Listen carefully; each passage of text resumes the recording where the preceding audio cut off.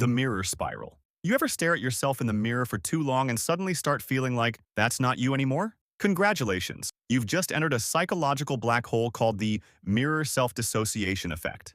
Your brain starts glitching because it's not built to process your face as both subject and object at the same time. When you look too long, your neurons responsible for facial recognition, called the fusiform gyrus, start overfiring like a computer with too many tabs open. You begin noticing every asymmetry, every twitch, every weird muscle you didn't even know you had.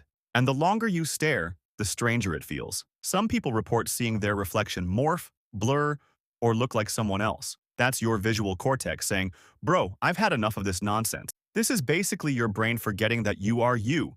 A mini identity crisis in your bathroom at 11 p.m.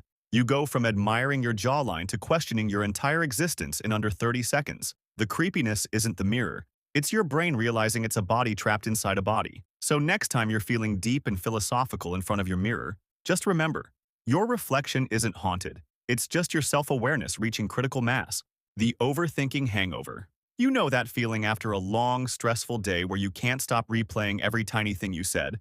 Like your brain's Netflix queue is stuck on cringe? That's your prefrontal cortex, the logic and judgment part of your brain, holding you hostage. Being self-aware means you're too good at watching your own mind, which sounds deep, until you realize you've become the director, editor, and harshest critic of your own life. Every awkward pause, rewatched. Every dumb joke, analyzed. Every silence, probably ruined your career, obviously. Scientists call this rumination, when your thoughts loop endlessly like a broken washing machine. It's technically your brain trying to solve emotional discomfort, but it just keeps refreshing the same pain. And here's the kicker. Your body reacts to these thoughts as if they're happening again. Cortisol spikes, muscles tense. You literally relive the embarrassment like some cruel rerun. Basically, the more you understand your mind, the more chances it gets to bully you. Self-awareness isn't always enlightenment. Sometimes it's just your brain showing you a highlight reel of your worst moments, in high definition, with commentary. The reality glitch. Ever get so in your head that the world around you starts feeling fake, like everything's a simulation, or you're watching life through a screen? That's derealization, the creepy side effect of being too aware of existing. Your brain has this neat trick to handle emotional overload. It detaches you from reality, like unplugging a toaster that's overheating. You feel distant, robotic, or like your life isn't really happening. Some people even describe it as walking through fog, or playing first-person life simulator. What's really going on? Your limbic system, the emotional center, is trying to protect you. It numbs your emotions so you can stay safe, but the result is terrifyingly weird. You start observing life instead of living it. You see your hands move, your mouth talk, but your mind whispers, "That's not me." It's your consciousness trying too hard to be conscious. Basically, your brain turns existential dread into a defense mechanism. You wanted self-awareness? Cool. Now your mind's decided to make you the main character in the audience. The identity echo.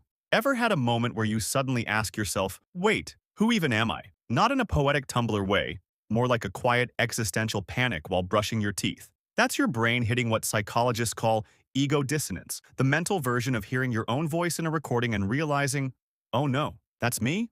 See, the human brain is built to do life, not watch life. But when you become too self-aware, your internal narrator starts commentating on everything you do, like a sportscaster describing you drinking water. You become both player and observer, and the two perspectives start clashing. That's why you feel disconnected from your real self, because the version you see in your head is always one step behind the version that's actually living. The creepy part? Your sense of I isn't even a single thing. Neuroscientists say it's more like a committee of voices agreeing on who you are for that moment. And when those voices stop syncing, when self-awareness zooms in too close, the illusion cracks. You stop being yourself and start noticing yourself. In other words, you're not losing your mind. You're just seeing the backstage of consciousness. And it's weirder than the show. The emotional overload. When you're too self-aware, emotions stop being feelings and start becoming projects. You don't just feel sad. You analyze your sadness. You don't just get angry. You immediately wonder if your anger is justified, healthy, or trauma-related. The problem? Your brain wasn't designed to monitor emotions and experience them at the same time. So while your limbic system is screaming, "We're sad," your prefrontal cortex is already holding a TED Talk about it. This splits your awareness in half, one part feeling, the other part judging the feeling. It's like trying to cry while someone live tweets it.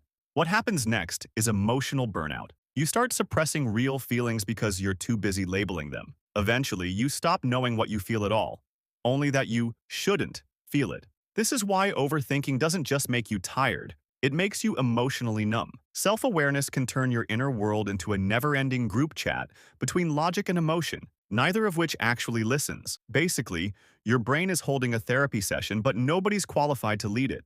The social spiral. Being self-aware doesn't just mess with your thoughts, it messes with your people skills. Suddenly, every human interaction becomes a performance review. You start hearing your own voice mid-sentence and think, oh no, I sound weird? You analyze facial expressions, tone shifts, breathing patterns. By the time you're done evaluating, the conversation's already over. This is called self-monitoring overload, and it's what happens when your social brain, the part meant to adapt and empathize, goes into hyperdrive. Instead of connecting, you start curating yourself. Every sentence becomes a PR statement. Every pause feels like failure. Ironically, the more you focus on being normal, the weirder you feel. That's because your awareness pulls you out of the natural social flow.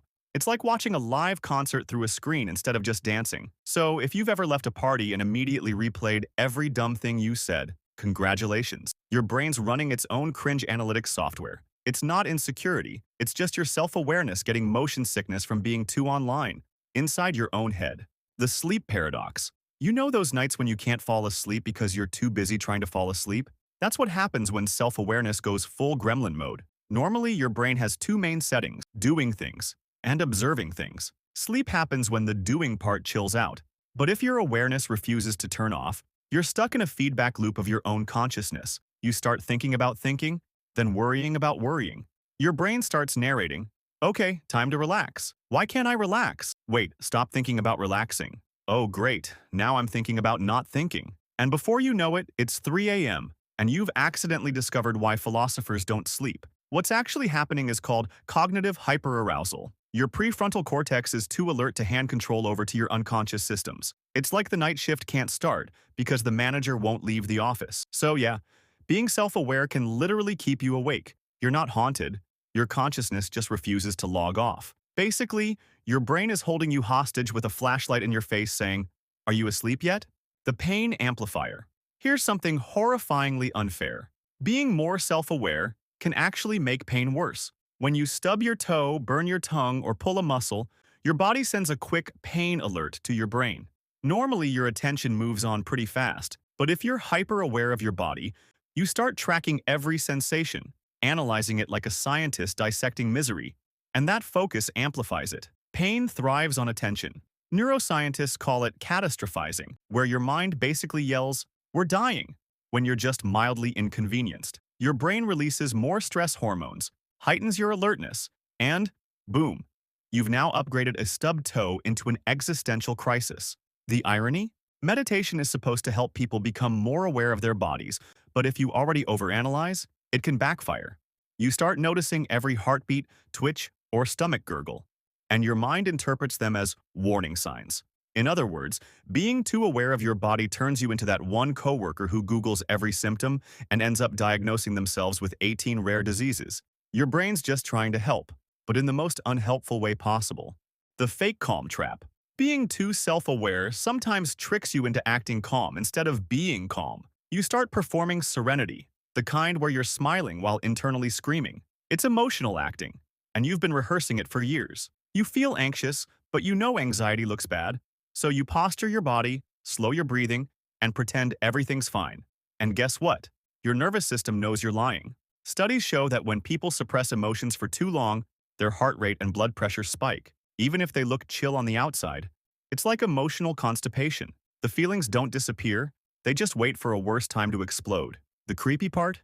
The longer you fake calm, the less you trust your real emotions. You start doubting your instincts, questioning your reactions, and rehearsing your personality like a script. It's not peace, it's performance. Basically, your body becomes an actor, your brain becomes a director, and your soul's just in the back like, can we please stop overanalyzing breathing? The consciousness trap. Here's where things get truly unsettling. Being too self-aware can make you realize something your brain desperately tries to hide, that you're just a mind watching itself think. You start noticing your thoughts like clouds, drifting in, floating out. And suddenly you can't stop seeing the mechanism. Every emotion feels like a chemical, every memory like a file, every decision like a glitchy simulation pretending to be free will. This state is known as hyperreflexivity. When your consciousness folds in on itself like a hall of mirrors, you become the watcher and the watched, trapped in an endless feedback loop of awareness. Philosophers chase this feeling for enlightenment. Most people just call it panic. It's the reason some folks spiral into existential dread mid-laundry day. The moment you see your own existence too clearly, your sense of being human starts flickering. It's like realizing your favorite movie is a script being read aloud. The magic's still there, but now you can't unsee the strings. The creepiest part? Your brain has no off switch for this. Once you become aware of being aware, it's always lurking somewhere in the background. That faint whisper of, am I real? Or am I just thinking that I'm real? And yet, that's the paradox. The same awareness that can drive you insane is also what makes you human. Your brain is the universe observing itself, confused, self-conscious, and occasionally spiraling at 2 a.m. So maybe being too self-aware isn't the problem. Maybe it's the price we pay for knowing we exist.